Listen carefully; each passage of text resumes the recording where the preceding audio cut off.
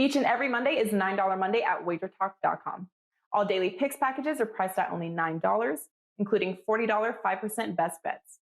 As an added bonus, all new users will receive $25 in WagerBucks credited to their accounts, available for immediate use after their initial $9 Monday purchase. So make sure to take advantage of $9 Mondays at WagerTalk.com.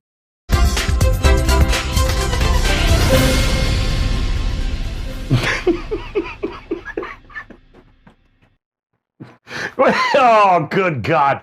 Welcome in. Happy Monday here on Wager Talk. It's the NBA. Is it the NBA? I don't even know what the hell show it is anymore. The NBA tip-off show. Welcome in here, guys. It is Monday. I'm pretty sure I covered that already. But we got plenty to go in the association today. In fact, we've got 4 games we're going to cover for you here over the next 28 minutes or so. We're going to do Knicks and Nets. We got the Clippers. Looked terrible last night, taking on the Mavs. The Lakers, Golden State, and the Bucks, and the Wizards. And we're going to break these games down, of course, with 3 of the absolute finest NBA handicappers known to mankind. And it's going to start up at the top there. Look at that. Look at Skee Profit in the house, man, continuing to roll in the association, as is the gentleman below him there. Feels like a whole Brady Bunch thing working here. Stevie Merril in the middle, 2 R's and 1 L with us, as is. There he is, the Godfather, Rob Veno in the house. And Skee, let me start with you, man. How was your weekend? And it's $9 Monday at Wager Talk, which means best bet packages $9 right now. What do you got going on tonight? Well, yesterday I think I went 1-1, but overall I've been doing pretty well. I know tonight I have a 3-pack up, and I've hit 62.7% of my last 43 NBA plays. So I'll look to try to stay hot and get back on track today. Damn fire is what that is over there. Steve Merril, what's going on, man? How was your weekend? And I know you got something locked and loaded here on $9 Monday. Yeah, a rare losing weekend for us, Joe, and college and pro hoops. But I do look to bounce back. You know, we're not going to win every week, but as you know, we've been winning pretty much every week this season. So one bad weekend, still a great year overall, and I look to bounce back on $9 Monday. I have a over easy shootout, a high-scoring shootout, easy over in the NBA tonight that I love, and it's just $9 at WagerTalk.com. That's because you're not copying Tony Finn's plays. Just ask Rob Veno. He knows all about that. Veno, what's going on, my man? How was your weekend, and what do you got going on for $9 Monday? Yeah, lucky Tony changed the code to his back end, but I figured it out yesterday just in time to go 2-0 in the NBA. Copying off of him. It's been good, Joe. Number 2 overall in NBA this season.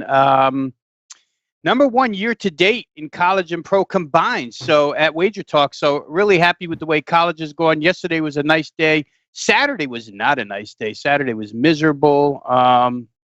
Again, if I throw in some of that FCS action, there were a couple of games. Got caught by the hook in a couple of spots there. But otherwise, it's been really good overall, and this is a monster week for all of us, so we look to provide profits throughout the next, 21, 28 days.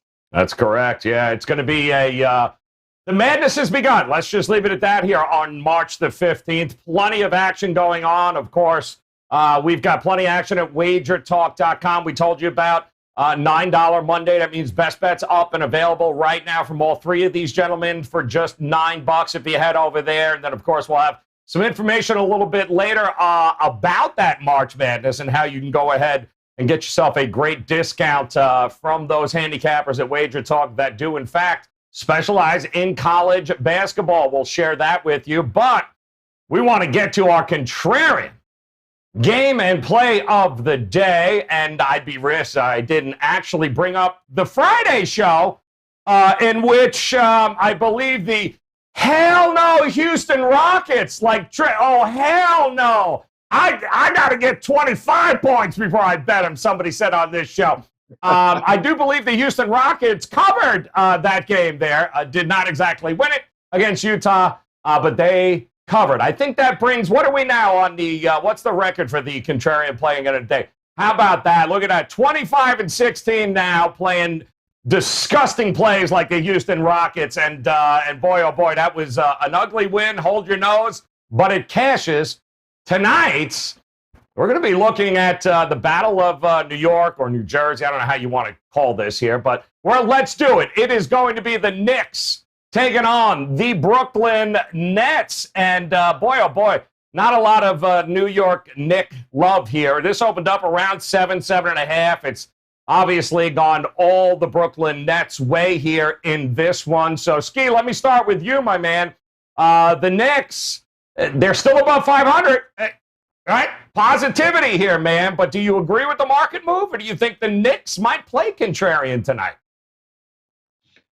Well, my number for the game was closer to like a 5.5. Woo! So, but I don't like that the Knicks have some of these guys out, like Derrick Rose and Elfrid Payton. I think is not going to play. So, it's stuff that I do not like. But you're not going to have to go far to convince me to take plus 8.5. I mean, I think you guys know me by now. If I'm going to bet the Knicks, it's going to be in the first half, really. Get in and get out. So today, I think I have to mostly agree. You agreeing with the move? Okay. So talk to me here, Steve. Where are you thinking? Do you agree with the market move here for Brooklyn, or do you think the Knicks got some value as a contrarian side? Yeah, I mean, first, a couple of things. If you look at the most public play this night, it's actually Charlotte, I think. I know we decided on this a few hours before the show, obviously, then things changed. But just for the viewers out there, if you're looking for another contrarian game to keep an eye on, Sacramento looks like the ugly dog in that one. So there's a lot of public love for Charlotte. This line has risen with Brooklyn, but I've seen that some of the sports books were more money than tickets is actually on New York. So I do think there's a little bit of sharp love for New York in this game, even though the line has risen. And I would agree with it. As I've said before, the Knicks have been a very tough defensive team this year. I've ridden them several times this year with success, sometimes without. And by the way, one of the times without was last Thursday against Milwaukee. Out of the break, I thought that was a good setup for them against the Bucks, a good defensive team like New York, and they lost by 33. Bounced right back then with a 22-point win against Oklahoma City on Saturday. So I was a day early backing the Knicks. But I think they're still in good current form. They have played 6 overs in their last 7. That concerns me a bit because they're not playing that slow-down half-court anymore. And as I've said several times on the show, when the defense starts to go and they're out of the playoff race, that's when I'd be very careful with New York. But I don't think that's the case quite yet. They're 20-19 on the season. They're still in the playoff race. So I have no problem taking some points with them against a Brooklyn team that has some road games on deck right after this one, coming off 4 straight wins. They've been red hot before the break and after the break still. But maybe they slightly overlooked their in-city rival. But then again, it is an in-city rival, so that's always a concern. Yeah, it's interesting, Rob. Battle of New York, but there's still a lot of key pieces for both of these teams going to be missing in this one. Doesn't change the fact, though, it continues to look at the Nets' way, certainly from a market price perspective. What do you think of this matchup? Yeah, I'd agree with the two guys ahead of me that if you're going to look, you would look toward the Knicks here plus the points. I think a couple of things here, Joe, that could favor them. And Steve talked about their overs, and it's not necessarily tempo or push of pace that's getting the Knicks there, but you got to love the fact that they come off the bench now with 2 guys that can light it up. Saturday against Oklahoma City, Alec Burks and Quickly both off the bench for big days. And I think in a game against the Nets, who may want to push a little bit, the Knicks actually have the components right now to help Julius Randle out and be able to play that style of game. R.J. Barrett had a monster game Saturday as well. Of course, the Oklahoma City defense, young, inexperienced. But Brooklyn's defense is nothing to write home about at this point in time. So I would think that, with Tom Thibodeau running the show, the Knicks probably have a slight defensive edge here. And the fact that they're able to score off the bench, this Mitchell Robinson absence probably bothers me more than any absence from the Knicks because generally speaking, against Brooklyn, you'd have an inside pivot advantage. You don't really have that here with Nerlens Noel against Brooklyn. So the lane may be a little bit free for Brooklyn. Still, I think 8.5 is too much. I checked into the total real quick here too, Joe. I know it doesn't go with what we're talking about, contrarian, but you realize the Knicks at this price range, 223, I think is what I saw before we came on. The Knicks have only had 3 games the entire season. Maybe it's 4, lined at 223 or better. They've gone over in their last 2. Those games were against Sacramento and Milwaukee. And actually, if you back it way up to the beginning of the season, there's another one that was, I think, lined at 222 where they hit 240 against Milwaukee. So against the quicker paced teams, the few times that the number's been this high, the Knicks have been able to get over it for the most part. So aside from New York plus the points, maybe over is the right way to go here. That certainly is contrarian because that total has come down from this morning till now. Yeah, 225 now. I'm seeing 222.5 in some places, to your point there, Rob. So absolutely another angle to look at that game. New York taking on Brooklyn. So that will be your contrarian game on the show here tonight with the Knicks getting 8.5. We'll move on to one of our featured games here tonight. And boy, oh boy, the featured game comes along with an angle from our good friend John Ryan at SportsMemo.com and Stevie Merril. He's going to read this one for us. Nah, I'll read it, sir. You're good to go. You got to decipher it. Here we go. We're going to bet on, look at Veno putting his glasses on. We're going to bet on underdogs with a winning record on the season when facing an opponent that had lost their previous game by 20-plus points. I know where this is going. As a favorite, no less, and has a winning record on the season. Those underdogs, well, they're 22-4 against the spread over the last 5 seasons for 85% winning bets. If that favorite team is playing on a back-to-back, they are 0-4 against the number in the last 5 seasons and 1-7 against the number the past 10. I'll give you a hint as to who this is, what game this is, and we watched them last night. The LA Clippers taking on the Dallas Mavericks, and boy, Zion just made him look like he was playing a YMCA team last night, just dominating. This one is 2.5 points for the Dallas Mavericks at home is what it opened up as, 228.5 for a total in this, and I'm trying to see if I'm seeing 1.5s now, and I'm seeing the total hovering right around that 228 number. So, Merril, I'm coming to you first here. They got whooped up, and some of those comments coming out of the locker room from Kawhi Leonard on the Clippers side, not encouraging here at this particular point. Who do you like in this one? Yeah, I'm going to start putting on my resume SDQL translator, but I'm actually pretty good at that. And I actually really like this. I think this is probably, of all the shows I've done, that's one John sent over. Seriously, it makes a lot of sense, and I think it's also pretty straightforward. You know, a lot of subsets and filters because that's kind of backfitting, in my opinion. This one is very straightforward, folks. 2 winning teams playing each other, and you've got a favorite that just got blown out as a favorite in their last game. Do they bounce back? And the answer is obviously no, they don't. And it makes sense because if you're not playing well, if you're favored and you lose by over 20, something's wrong. And now you're playing another team that's a winning team. You can't just fix your problems all of a sudden against a good opponent. And that's exactly the setup here. Clippers did not look good last night. They travel without rest, and they face a Dallas team, which has the potential to be one of the best teams in the league and is playing like that over the last month or so. So I'm not going to all of a sudden try to catch that falling knife with the LA Clippers in this spot. And I love the fact that there's some good data from John Ryan there that backs up that this works. And it's funny, guys, because one of my favorite decades, as I've mentioned on the show, is to play Class A road favorites off a loss against a bad team. That works. But this is the exact opposite situation. This is a Class A team off a bad loss against another good team. Yeah, I'm not going to expect the Clippers all of a sudden to fix their problems here with no rest and traveling again. Yeah, no, it's good stuff there. Thank you, John Ryan, of course, SportsMemo.com. And let me ask you here, Rob, seems to be a little unhappiness going on in that locker room, too. A little head shaking, maybe, and that's never a good sign. Also, some injuries they're dealing with, but what do you think of this game tonight between the Mavs and the Clippers?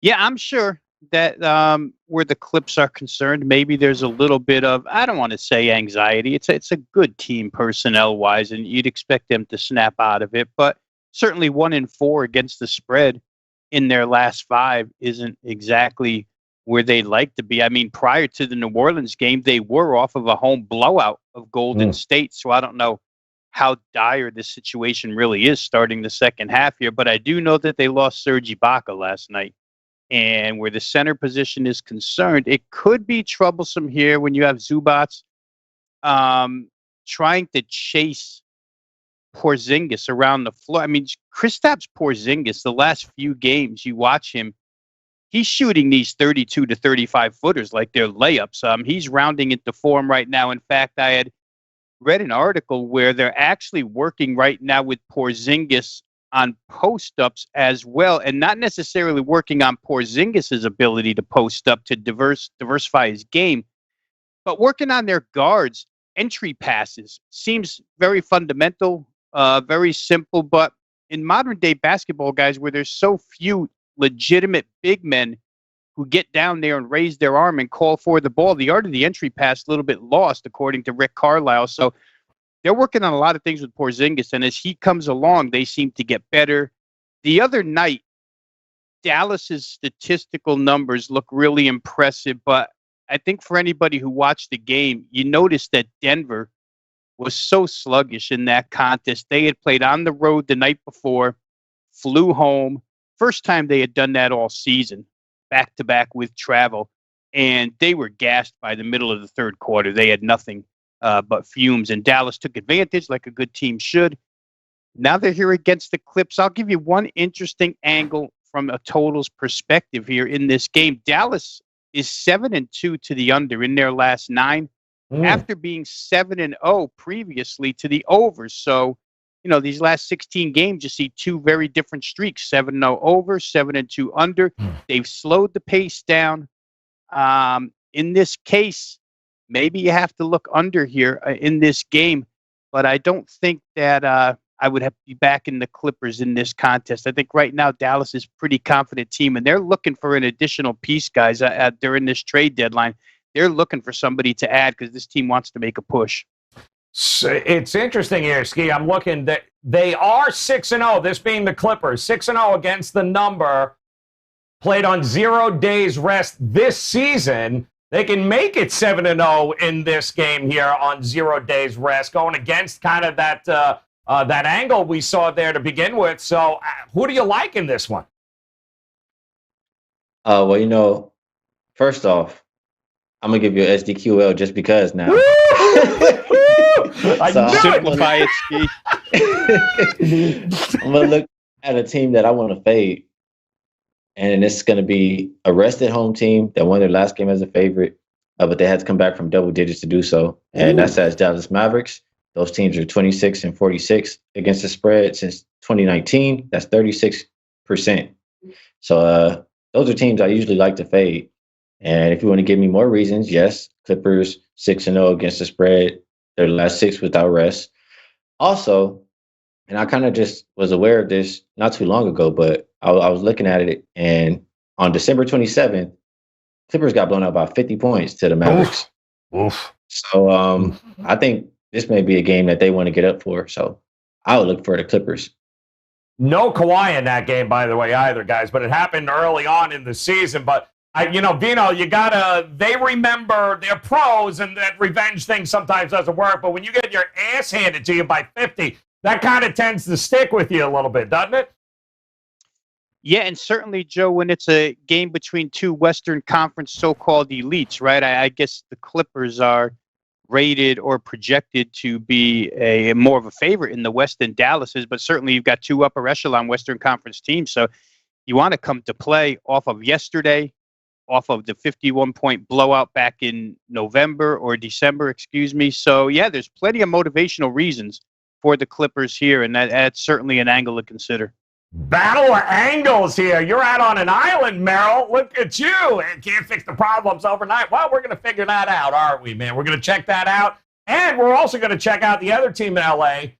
How about them Lakers, guys? Lakers taking on the Warriors here tonight. And this one opened up right around the 3 number there, and it has been actually going Golden State's way. 2.5 now in a number of places. The total creeping up. No surprise there. 222.5 is an open. 224 in many places now. Veno, I'm coming to you, man. We've seen this a couple of times already this season. 3 times, I think. This will be the 3rd meeting between these two teams. What have we learned? What have we taken away about these two teams? How are you going to approach it? Well, the most recent one, which was no more than a couple of weeks ago, was a Laker blowout of Golden State. So if we're going with recency, and if we want to keep in mind that Anthony Davis was not part of that, then, Lakers look like they may match up decently here against Golden State. However, I'm a little hesitant right now, Joe, to go against Golden State. Listen, this is a team that had lost both of their big men for quite some time. when James Wiseman was out, and they didn't have a center for a whole bunch of games, right? And now they're pretty healthy at this point in time. And to me, it looks like they want to make some kind of push. Now, you have to say that with a grain of salt because they came right out of the gate and got blown out by the Clippers. So you've got one impressive win against Utah, one of the 3 best in the West. You've got one blowout against the Clippers, one of the 3 best in the West. Time to decide which way you want to go with Golden State, but I think they'll be up for it here. That Laker game against the Pacers on Friday concerns me a little bit, guys. It took a humongous fourth quarter out of the Lakers to get that win and cover. Skee, I believe we were on together that day, Friday, talking about that 4.5, and they do wind up getting there. But boy, it was not easy for the Lakers. The offense looks to be in a bit of flux, where Golden State's, to me, doesn't seem to be that way at this point in time. I'd probably lean Golden State here, Joe, where the total is concerned. The Lakers haven't produced a ton of points as of late, but again, I've said it multiple times, the points are always available in Golden State games. And if the Lakers shoot halfway decent tonight, I do think this gets over the number. Especially at home with Golden State. They're on the road about 110, now 117 at home. So that's a big swing there. And what do you think, Skee? They did play last night, Golden State. Do you like the Lakers in this one? Well, Golden State shot 50-something% from 3, I think. Yeah. So that's the birthday game, you know what I'm saying? Yeah, that energy flowing. Tonight's the hangover game. I don't think it's going to be the same type of story for Golden State. I would buy on Golden State going into the near future. Like what Rob said, I agree. They're going to make a push. But I'm not quite sure that it's tonight. We know the Warriors play good at home. The Lakers play good on the road. And so it's just really who you want to buy in this spot. And a rested Laker team, who we've already seen, like Rob said, blow them out, who's been playing better lately than Golden State. Golden State's only 1-4 against the spread their last 5 games. So I'll take the Lakers. You go with the Lakers. Love it. As far as the total, let me agree with Rob real quick. And simply because it hasn't mattered. Lakers without Anthony Davis, they still play solid defense. They're 7-3 to the under. They defend the perimeter fairly well, and that's what you want to do against Golden State. Golden State, without rest, they've been going towards the under. So I like less points in this one tonight. The market going the other way there, Steve. 222.5. They keep adding points to that total here, but no Anthony Davis for the last 10 games, right? They're 4-10. Also, no Marc Gasol. So how do they match up, in your opinion, in this one? Yeah, the sharp money is definitely on the over in this one, like you said, Joe. Not only has it moved a little bit, but the sharper books are still leaning to 224.5, while some of the others are at 224. Yet that earlier meeting, at the end of February, had, I believe, just 208 points scored. And like Skee said, the Lakers have been playing solid defense, and that's about the only chance they've had to win. Keep in mind, before that win against the Pacers, which could have been a loss, as Rob said, they were just 3-6 without Davis. So they're now 4-6, could have easily been just 3-7 straight up. So this is not a good team without Anthony Davis. But then again, is Golden State a good team? I don't know. I mean, they had lost 4 in a row straight up in ATS, and now they just upset the number one team in the number one team in the league. It's funny I say college basketball because Kerr actually made a reference about the game win last night that if this was college hoops, we'd be jumping up and down in the locker room and dumping water on each other. So it was a big win for Golden State, and now they turn right around without rest home, though. So I think the big question for me and why I stayed off this game is, which Golden State team shows up, the one that played well last night or the one that lost 4 straight up and ATS right before that. Tough call here. I would actually probably lean over if I had to play it. I think that's the safest play. But like Skee said, the Lakers are playing better defense recently without Anthony Davis in the lineup. Skee, was that like a Switzerland flag? I wasn't sure what he was doing there. Did he actually? It sounded a little bit Switzerlandish. Am I right? Just saying. I don't want to have to rip it out. At first, but he got there. He did get there. Well, All right, I felt it coming. Yeah, and I felt it coming. To be honest, Joe, I was still thrown off by the reverse SDQLing that Skee did with the John Ryan angle. I don't know where the hell to go now in that Maverick game. All I know is that one system will win tonight in that Maverick game. Although I'll give you a Merril middle. There's a lot of 1.5s and some 2s out there, so maybe it lands on 2. Maybe that's what the systems are telling us, that the Clippers win by exactly 2 tonight. We get a Stevie side, not a middle, a Stevie side. And I can bet you ass one thing. Tomorrow, we're going to let whoever was wrong hear it. I can promise you that, my friend. So definitely want to tune into the NBA Tip-Off Show tomorrow. Before we get to our overtime game, guys, now would be a good time because Steve keeps talking about college basketball, mostly because, well, he's been pretty damn good at it all year long. So is Rob, Veno. All three of these guys have been fantastic for that matter when it comes to the hardwood on the college level. But with March Madness here, guys, at this weekend, right now, you can jump on with Steve. You can jump on with Rob. Grab their March Madness package.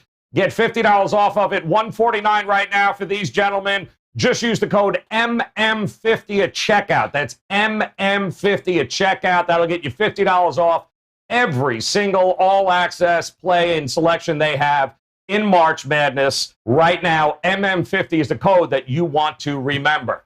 All right, guys, let's go to overtime if we can. Let's check it out. Overtime. We're going to look at, well, there's a shocker. Yeah, the Milwaukee Bucks taking on the Washington Wizards. Absolutely no defense to be found here tonight. Nothing but points. Skee, I'm coming to you, my man. Talk to me here. Opened up at 238.5, and the market's like, yeah, no, that's not enough. So they're going to keep going up, 242.5.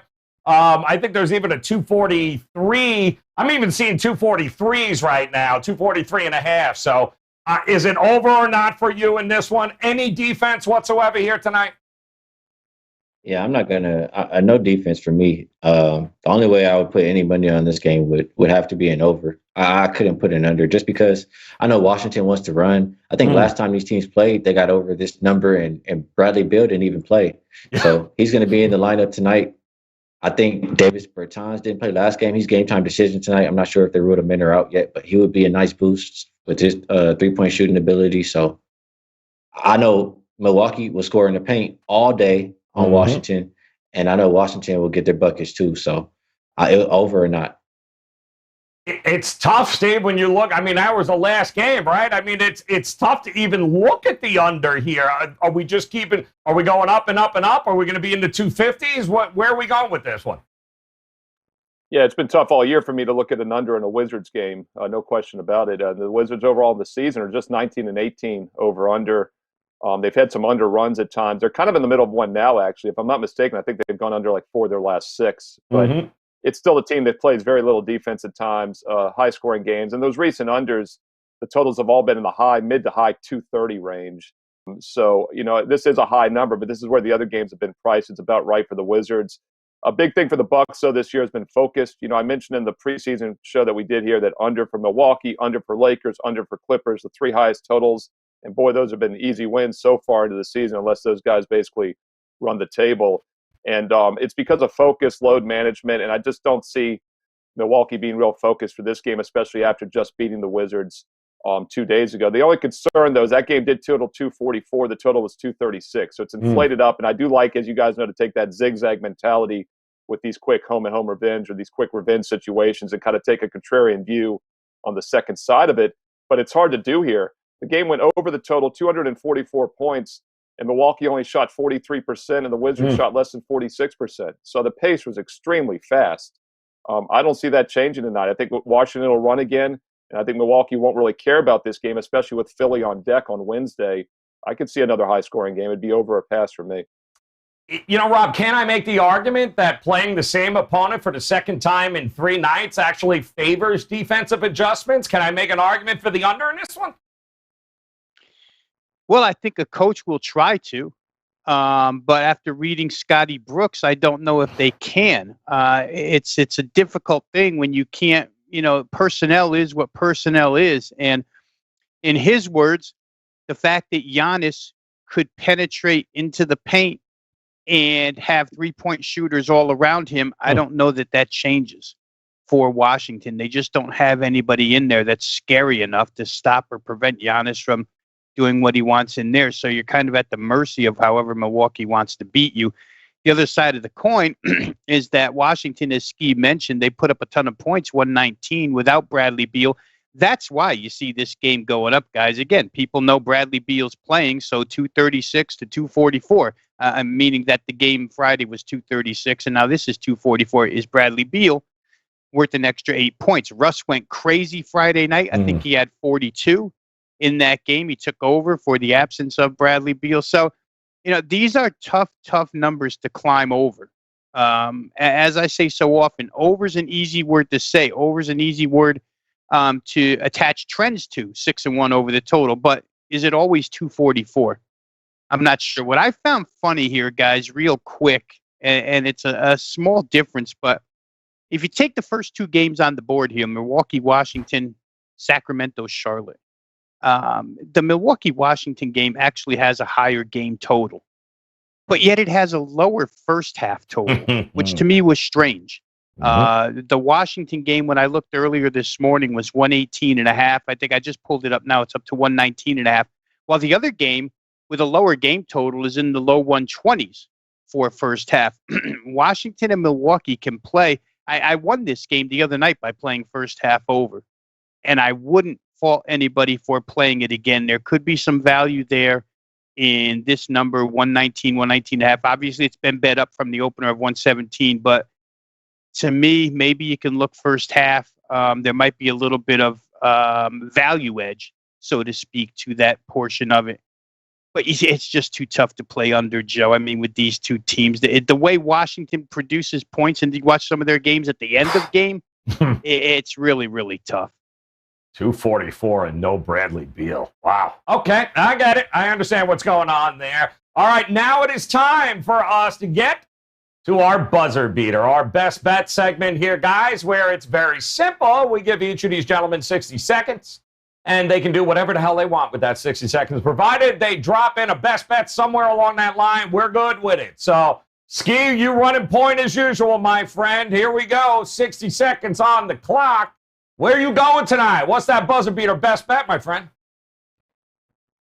Oh, since I go first, and I know I could throw a couple jabs since they could jab back. Woo! And I know Steve, I think he said he leans Golden State. So I understand a little bit. I think the total is correlated in that game, but I like the under. I said the Lakers take pride in winning on the road. I think they win tonight. The under is 14-4 on the road. So there's that. And the best bet, I chose to jab at the other person on the show. And I really don't want to disagree with them, but this is what I'm going to do today. And Harden is the reason why the Nets play slower. He did it in Houston, and you've seen the pace the last 5 games. Like, they're bottom 6 in pace. They went under 6 of the last 9 games, and it's simply because when he's the initiator of the offense, he's going to dribble the clock out. He's going to get good shots, but he's going to take his time doing it. And New York, they're good on defense. They're number 1 defending the perimeter. I know Brooklyn's great shooting the 3, but that's a recipe for under to me. Under 224. Under 224. That's what I love. Did you see the way it was like kidney shots up against the ropes, man? He's double hitting both of you guys. I love it. Fantastic. It might be job, 223. Steve. My bad. That's all right. Close enough. That's all right. And still, we enjoy you taking shots at both Stevie Merril and Rob Veno here. So, Merril, go ahead, my man. Watch this. He's going to just dribble around in circles for the first couple of seconds. Then we'll get to a play. So, 60 seconds, Merril. Come on, my man. Give us that buzzer beater best bet today. A few things. First of all, I'm still nervous that Skee SDQ'd out against the other SDQ earlier in the show. And I just, Y2K 2020. We don't need that now in 2021, Skee. We've seen the light at the end of the tunnel. We finally got an NCAA tournament for the first time in 2 years. And I'm afraid all hell's going to break loose now in the universe. By the way, MM50, that March Madness $50 off also means Mr. Merril 50. Either way, use it at WagerTalk.com. Fantastic offer. College basketball has been fantastic this year. For a free NBA play, Rob talked about first half lines. I very rarely use them here on the show, but I'm going to look at the over first half between the Nuggets and the Pacers. And that one, it's 114.5 first half, only 224 for the game. So the first half's a couple baskets higher, but I think it makes a lot of sense. Keep in mind, this is played at altitude. Teams get tired in the second half, especially the road team. So I think it'll be a faster paced first half. Indiana wears out maybe a little in the second half. Denver off 2 bad offensive games, and now with rest. I like Pacers Nuggets first half over 114.5. Early St. Patrick's Day. Oh, good Christ. Sit down. Will you cut? God damn. Rob Veno, please help me here, man. I need 60 seconds of knowledge bestowed upon us, my friend. Please, Veno, bring this back. Talk to me. What do you got tonight? First off, I can't ever have it mistaken from educating the viewers being viewed as a selection on my part. The fact that the Knicks have gone over 223 every time they've been lined at 223 is just information, but I'm not on the over. Hey, I'm going to go to Steve's game real quick here before the clock runs out on me, but I like Denver. 4.5 points here. The Karis LeVert story is great. He comes back. He gets in the starting lineup. The Pacers win, but it is the 3rd and 4 nights for Indiana on the road, and it is at altitude, as Steve mentioned. And Denver, as I said earlier, they played an awfully sluggish game against Dallas. I put no stock into that loss because they were jet-lagged, tired in that game, and they got taken advantage of. It won't be that way here. Jokic probably finds the range in this game. Murray finds the range in this game. The bench has become a little bit healthier. They're deeper at this point in time, even though they're still missing a couple key components. So give me Denver minus the 4.5 over Indiana. That'll be my best bet. Woo! With time to spare. Very nice, Robbie. Very nice. All right, guys, we do have one more best bet. This courtesy of our friends at the Gold Sheet. It wasn't a game that we talked much about, but the Charlotte Hornets appear to be 3.5 points in this one. And we did tell you, of course, a lot of love going that way in that matchup from the markets. And our friends at the Gold Sheet, they agree with the move. Charlotte Hornets laid at 3.5. And, of course, that full write-up you can catch by visiting us at WagerTalk on Twitter. And the recap once again, guys, all the best bets here. We'll start with Skee, just taking shots at Veno and Merril. And also, he's going Knicks Nets under 223. Merril, all right, jabbing Veno, and he's going Pacers Nuggets first half over 114.5. And, of course, Veno will have none of that. He will distinguish between selections and knowledge. Two totally different things there. We got the Nuggets at 4.5. That is a selection for those of you joining us. And the Hornets laid the 3.5, guys. That's what our friends at the Gold Sheet say. And don't forget the, of course, the Contrarian game. Inside will be the New York Knicks tonight getting 8.5 against the Brooklyn Nets as the market continues to favor the Brooklyn Nets at this point. And don't forget, guys, you can visit Skee right now at WagerTalk.com. Steve Merril, WagerTalk.com. Rob Veno, WagerTalk.com. Take advantage of $9 Monday, guys. Best bets are up, locked and loaded right now for $9. You can't go wrong. Check them out at WagerTalk.com. Also, hit that bell in the upper right-hand corner. Subscribe to our page, and make sure you come back and join us again tomorrow as we certainly do another battle of SDQL and totally rip whoever was wrong on this situation. So stay tuned for that. But best of luck with your plays, guys. Come back and join us again tomorrow. Good luck. We'll see you then. Tuesdays is known as $2 Tuesdays at WagerTalk.com and SportsMemo.com, where you can get the hottest handicappers, best bet, or daily package for only $2.